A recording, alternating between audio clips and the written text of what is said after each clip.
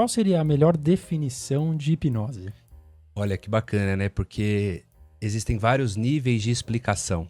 Você pode explicar de uma maneira simples para uma criança, pode falar que é foco, concentração, estado de flow, e você pode explicar de uma maneira mais neurocientífica, que eu já vou falar. Mas existem 3 definições que são mais usuais no mercado, né?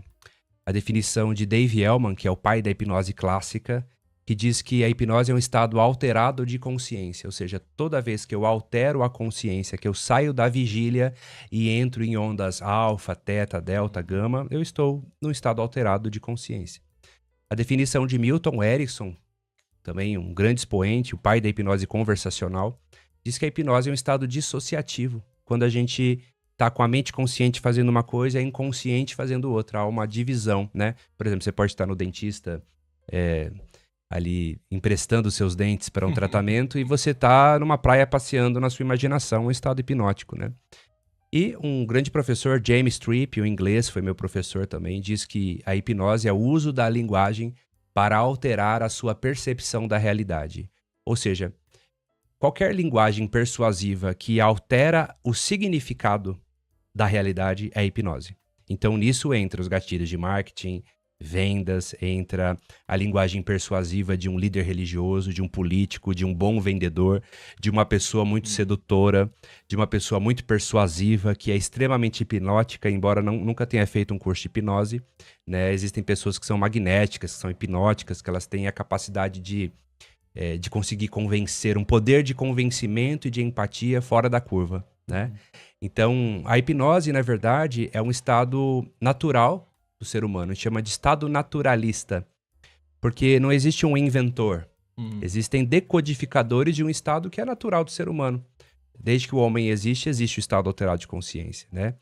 E no surgimento e desenvolvimento das religiões, então, a prática de transe hipnótico em rituais de cura, né, em rezas, em cantos, né, se confunde muito também com a história da hipnose. Então, hoje a gente já sabe, a hipnose é ciência.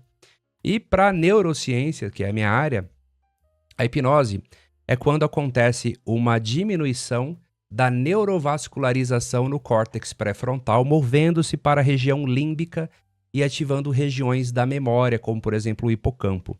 Ou seja, há uma redução da consciência, mas a pessoa não fica inconsciente, ela reduz a faculdade crítica e estimula o sistema mesolímbico, que é um sistema que ativa as emoções, né? Que ativa as memórias emocionais. E aí que a gente entra na hipnoterapia com regressão à causa para tratar problemas emocionais na raiz, por exemplo. Então, a hipnose tem essa função. E a hipnose, por muitos e muitos anos, né, foi hostilizada, né, rechaçada, e hoje ela é queridinha da neurociência. A neurociência, ela valida a hipnose, né? São milhares de citações científicas no PubMed, cada vez mais, principalmente na área de hipnose relacionada à dor, a tratamento de dor, controle de dor, anestesia, analgesia hipnótica e várias outras áreas aí relacionadas à saúde. Muito bom. Na nossa pesquisa aqui, né? O nome hipnose vem de hipnos, deus grego do sono, né? Então é de fato algo milenar? Milenar, mas essa definição ela é errada. O nome ficou, mas deixa eu contar essa história, né? Por favor. Porque imagina, é um estado natural do ser humano que em muitas religiões é praticado, mas as pessoas não sabem o que é hipnose. Ela entra numa incorporação. Hoje já se sabe, até nos centros espíritas existe o transe mediúnico, que é um transe hipnótico. Mas o termo hipnose, ele surgiu posterior ao mesmerismo. O mesmerismo do Franz Mesmer, o grande magnetizador, inclusive foi um dos caras que influenciou os passes magnéticos do espiritismo, né? Porque ele era um magnetizador que fazia esses passes magnéticos, ele tinha uma hipnose não verbal. Mas aí um hipnotista, né, chamado James Bray, na verdade era um médico que se tornou hipnotista, ele cunhou esse nome hipnosis, em homenagem ao deus grego do sono. Ele começou a fazer testes com seus pacientes. Ele era como, hoje em dia ele seria um oftalmologista, né? Ele era um médico ali dos olhos. Ele acendia velas e pedia para os seus pacientes olharem fixamente para essas velas, para a chama da vela. E ele percebia que as pálpebras começavam a tremer e alguns entravam num estado alterado.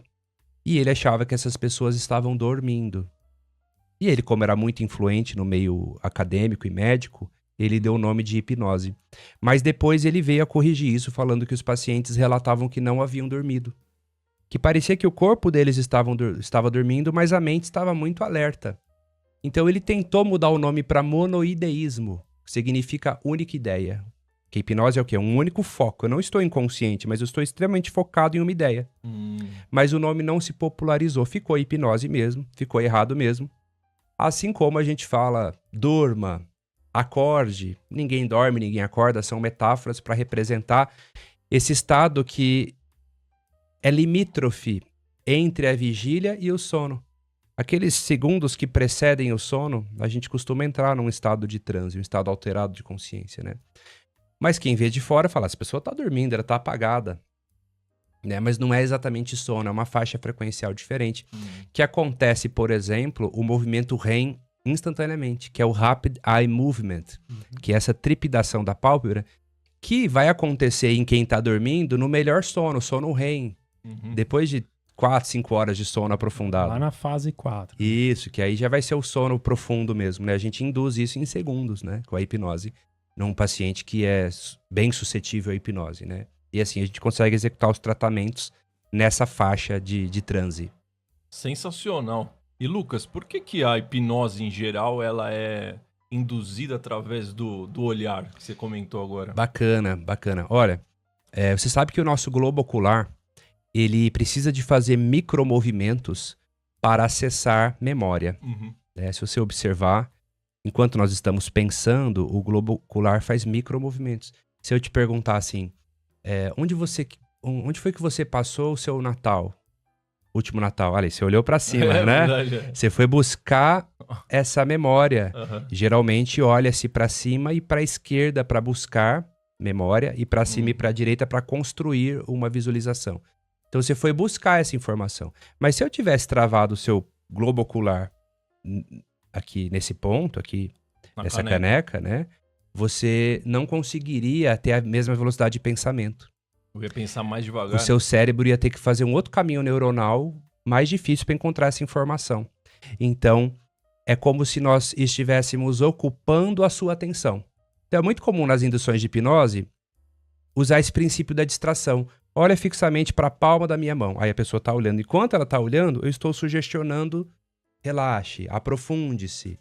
Que é o princípio da distração, que os mágicos usam, inclusive. Né? Por que é uma mágica incrível? Na verdade, é um truque.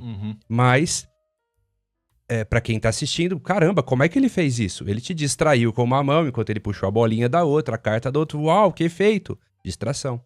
Então, você ocupa a mente consciente da pessoa e o globo ocular é uma forma de fazer isso. Mas é apenas uma das formas. Existe indução ao transe por respiração. Técnicas... A meditação seria? A meditação é um tipo de auto-hipnose também, né? Então, existem respirações induzidas, né? O breathwork, né? Que você consegue induzir a estados... Inclusive, pessoas conseguem ter alucinações similares a uma droga psicodélica, inclusive, dependendo da intensidade da meditação. Você pode induzir por movimentos fisiológicos, né? No meu curso eu ensino, são sustos, trancos, solavancos que a gente consegue fazer, né? Você também consegue induzir por confusão mental, dar um pane no sistema, dar um bug, né? Você consegue induzir por voz hipnótica, por contação de histórias, metáforas, que são histórias hipnóticas envolventes. O Milton Erickson era um grande gênio disso. Ele contava uma história, e essa história era tão hipnótica que a pessoa entrava em transe escutando a história. Olha né? só. E aí ele fazia as configurações, as alterações das crenças, dos significados da pessoa, sem falar diretamente. Ele começava, era uma vez, e começava uma história. Né? E dentro desse storytelling, ele incutia os comandos que fariam sentido lá no inconsciente do paciente.